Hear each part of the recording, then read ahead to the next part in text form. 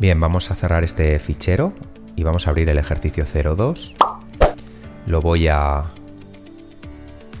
ejecutar ya, ¿de acuerdo? Para tenerlo aquí abierto y lo vamos comentando.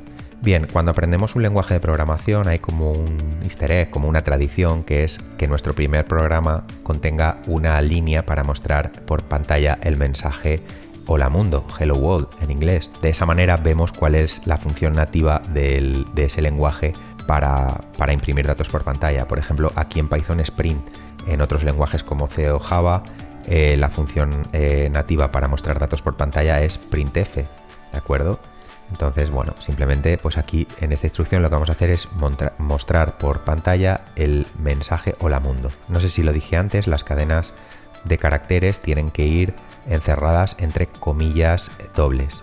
También es admitida la comilla simple, ¿de acuerdo? Entonces, si volvemos a ejecutar, control F5, vemos que también el intérprete la reconoce, ¿de acuerdo? Mostrando el mensaje Hola mundo. A mí me gusta más, quizás por costumbre de otros lenguajes, ya me he acostumbrado a trabajar con la comilla doble, pero eso, bueno, eso no hay ningún problema, como queráis.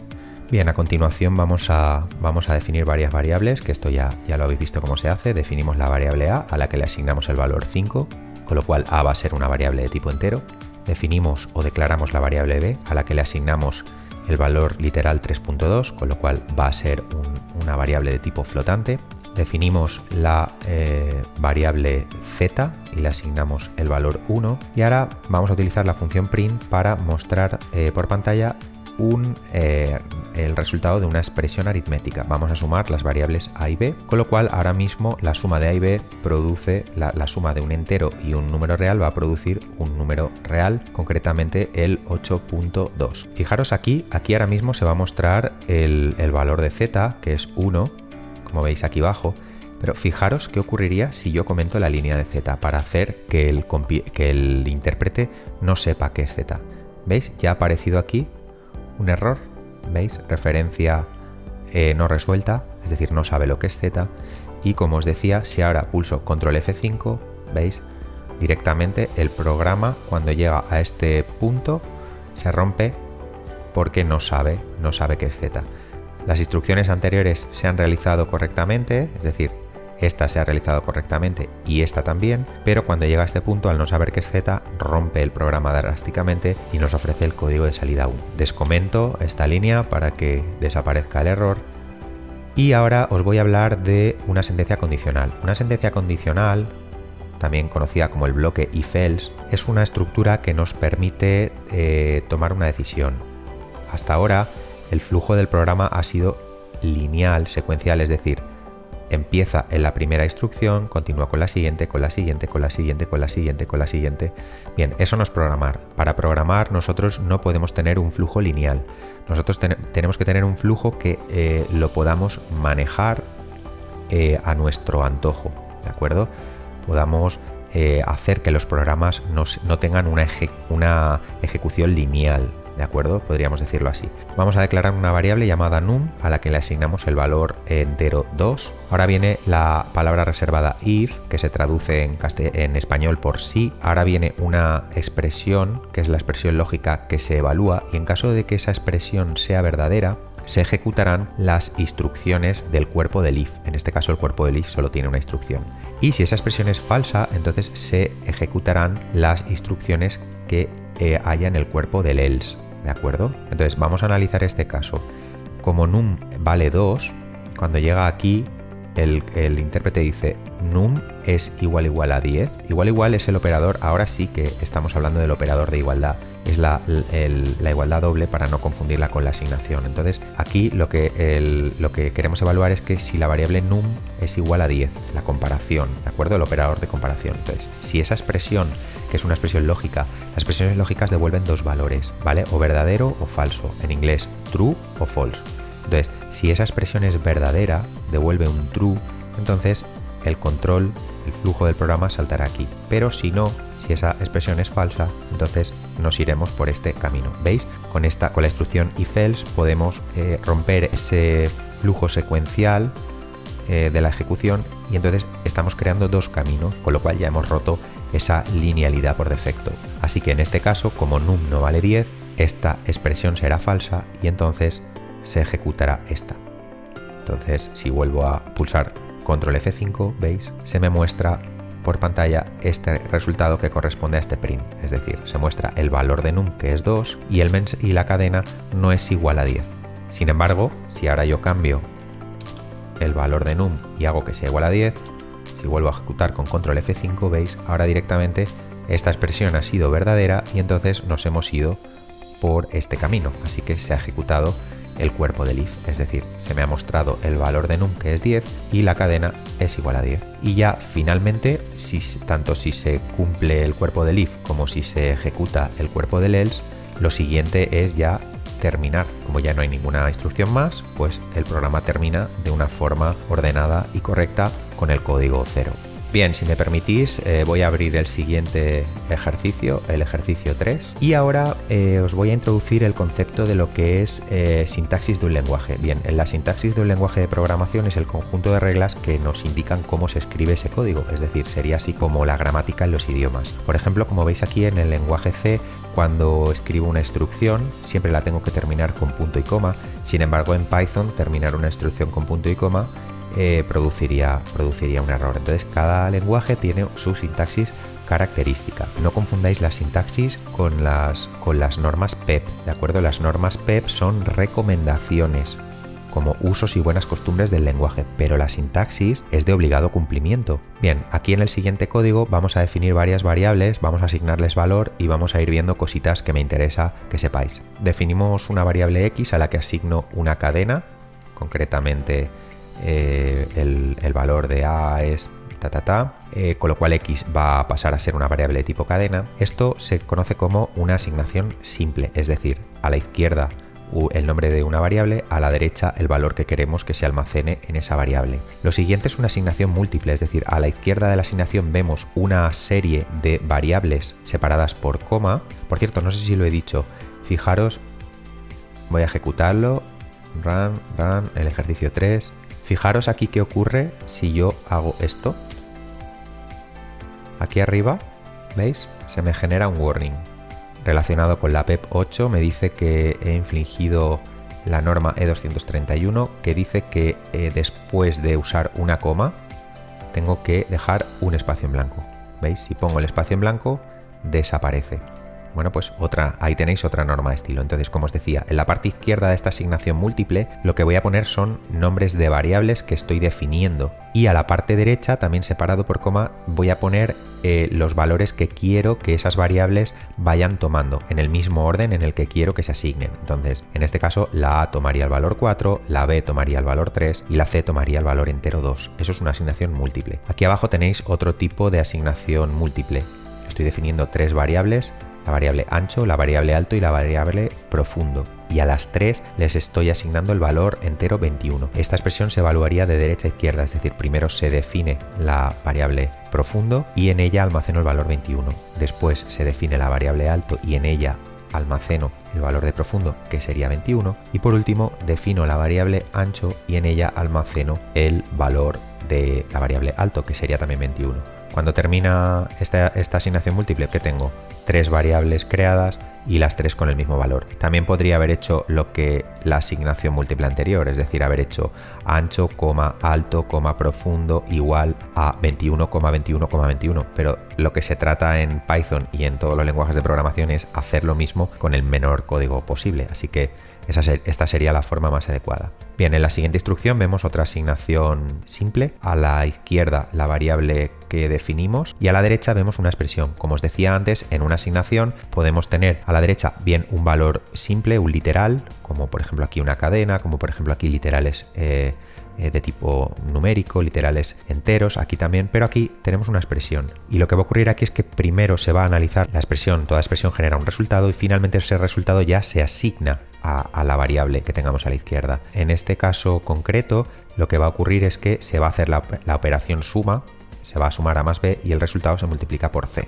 Permitirme que ejecute otra vez con control F5 y aquí vemos el resultado. Bueno, el resultado lo vamos a ver ahora luego, pero bueno, que sepáis, quedaros con que aquí ahora mismo los paréntesis son como en matemáticas. Los paréntesis hacen que la prioridad de las operaciones cambie. Todo lo que haya entre paréntesis se ejecuta primero, porque si aquí quitáramos los paréntesis, los operadores aritméticos tienen una prioridad, entonces la multiplicación y la división son prioritarias a la suma y la resta, entonces aquí se haría B por C y el resultado se le sumaría a A. Entonces, como veis, no es lo mismo. Entonces, como aquí queremos romper esa prioridad que hay por defecto, utilizamos los paréntesis porque queremos que primero se sume a y B y el resultado se multiplique por C. Y el resultado, cuando se evaluara toda esa expresión, el resultado ya, como digo, se almacena en D. Siguiente, definimos una variable que se llama imprimir y le vamos a asignar el valor true. Con lo cual, la variable imprimir decimos que va a ser de tipo booleano, de tipo lógica. Los valores booleanos son dos: true, que significa verdadero, y false, que significa falso. Más adelante veremos que como los valores booleanos son un subconjunto de los números enteros, todo lo que no sea 0 es verdadero.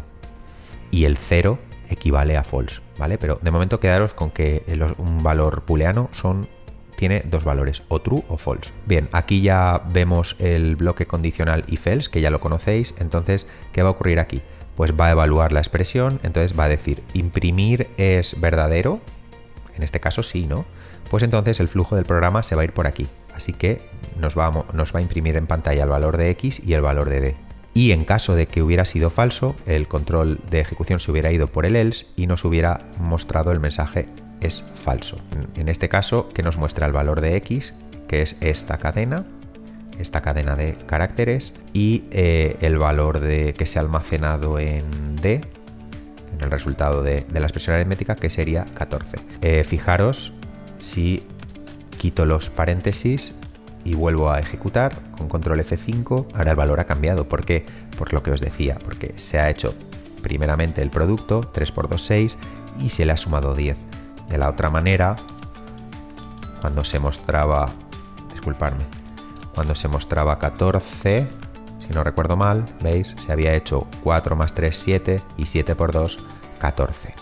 Vale, y si ahora a imprimir le doy el valor false, vuelvo a ejecutar, ¿veis? Aquí me aparece la cadena es falso. ¿Por qué? Porque el flujo del programa, al esta expresión ser falsa, pues se ha ido por aquí, mostrando esta cadena. Bien, llevamos todo el rato haciéndolo, no os habéis dado cuenta, pero ahora os voy a introducir un concepto que se llama identación o tabulación. La identación consiste en, para hacer más legible el código, ¿de acuerdo? Si, por ejemplo, en este caso, en la instrucción if, os he dicho que tiene un cuerpo, que puede ser de una o de varias instrucciones, pues esas instrucciones tienen que ir identadas, es decir, tiene que haber 4 espacios en blanco, ¿de acuerdo? Entonces, en este caso, después de los 2 puntos, cuando yo pulso intro, ¿veis? Y automáticamente la asistencia del entorno gráfico nos identa la instrucción, ¿de acuerdo? Esto, aparte de una cuestión de estilo, si yo no idento y hago así, ¿veis? Directamente aparece un error, ¿de acuerdo? Me está diciendo que en la línea 25 tiene que haber una indentación, porque sí. Luego veremos ejemplos donde las indentaciones no dan errores, pero directamente me están generando un resultado que no va a ser el adecuado, ¿de acuerdo? Ya la indentación no es una cuestión de simplemente hacer más legible el código. También el intérprete puede entender que esa instrucción está fuera. De hecho, aquí es lo que está ocurriendo. Él ahora mismo está entendiendo que el cuerpo del if no tiene ninguna instrucción y que este print está fuera. Es un print que está fuera, ¿de acuerdo? De hecho, si yo aquí comentara esta línea, sería el error. Y si vuelvo a compilar, ¿veis? Este true corresponde a esta línea. Me ha impreso el mensaje true, ¿de acuerdo? La cadena true. Entonces, como veis, está interpretando que el print está fuera. Si yo lo idento, pulsando tabulador, ahora el print está adentro. Si yo ahora pongo aquí print y quiero imprimir la cadena, pues no sé, hola Pedro, ¿veis? Y yo pulso control F5, me muestra hola Pedro, ¿de acuerdo? Porque, por cierto, aquí el valor de la expresión siempre va a ser verdadero porque directamente he puesto el valor lógico true, con lo cual no está evaluando nada, siempre va a entrar en este if. Pero ya os digo, no es lo mismo hacer esto que hacer esto, porque ahora mismo este print estaría fuera de este bloque if. Con lo cual, si yo aquí cambio el valor true y le pongo false, no va a entrar aquí. Bueno, de hecho se me genera un error. A ver, ¿qué error? Vale, me dice que este código no es legible. Claro, es que tener un if donde ya directamente la condición es falsa no tiene mucho sentido. Pero bueno, no sé si me entendéis. La indentación sirve para eso, para indicarle lo que está dentro o lo que está fuera según el nivel. Bien, también os he dicho que en Python las instrucciones no se terminan en punto y coma, salvo cuando sí queremos poner varias instrucciones en la misma línea. Por ejemplo, esto da un error, y aquí arriba lo podéis ver, pero sin embargo esto no daría un error. Genera un warning, pero el código se puede ejecutar perfectamente. ¿Veis? En esta línea tengo una instrucción de asignación y otra instrucción de asignación. A mí particularmente no me gusta utilizar esta forma de trabajar. Sin embargo, esta de aquí abajo, utilizando el operador contra barra, podemos partir una expresión que sea muy larga, la podemos partir en varias líneas para mejorar la legibilidad. Esto sí que a mí sí que me parece útil. O también funcionaría utilizando los paréntesis, ¿de acuerdo? Si yo aquí hago así, ya directamente él pone, como veis, ya directamente nos asiste y pone parte la línea con la barra para que no dé error. Si yo quitara la barra, veis, se nos producirían 3 errores y un warning. Entonces, esto sí que me parece, para expresiones matemáticas muy largas, me parece útil. Entonces, bueno, se declararían aquí 3 variables nuevas, x, y y z, a la que se le asignarían pues estas expresiones aritméticas. Lo siguiente es hablar de los nombres tanto de variables como de funciones como de clases, es decir, cualquier nombre que creemos en Python tiene que seguir unas reglas muy sencillas. Y insisto, esto es sintaxis del lenguaje, esto no son las recomendaciones PEP, estos son normas de obligado cumplimiento, que si no las cumplimos se generará un error. ¿Y cuáles son esas 4 sencillas normas? Todo nombre no puede empezar por un número, no se puede prohibido utilizar el guión medio, no se permite utilizar tampoco el espacio en blanco y no se pueden utilizar palabras reservadas del sistema. Por ejemplo, mirar, si yo descomento esto, tengo aquí una variable que comienza por un número, directamente aquí arriba se me produce un error, ¿de acuerdo? De igual manera, si yo utilizo el guión medio, se me produce otro error. Y en definitiva tiene una lógica, porque por ejemplo Python aquí podría estar interpretando que are es una variable que no existe, que no hemos definido, que no tiene ningún valor, que esto sería el operador resta, y la variable a creo que sí que la tenemos definida por arriba, con lo cual lo estamos confundiendo. Así que para evitar confusiones, el guión medio anulado. El espacio en blanco ni qué decirlo, porque aquí entiende lo mismo, pero encima no sabe qué tiene que hacer con la supuesta variable are y con la variable a, no le estamos diciendo que haga nada, un espacio en blanco no significa nada. Luego aquí, por ejemplo, yo no puedo utilizar una palabra reservada, if es una palabra reservada como hemos visto, entonces yo no puedo decir if igual a 3. De hecho, él me está diciendo que falta la expresión, no encuentra la expresión lógica y también me está diciendo que faltan los 2 puntos. ¿De acuerdo? Entonces, palabras reservadas también excluidas. Y por supuesto tampoco puedo crear una variable que se llame print. ¿De acuerdo? También me generaría errores.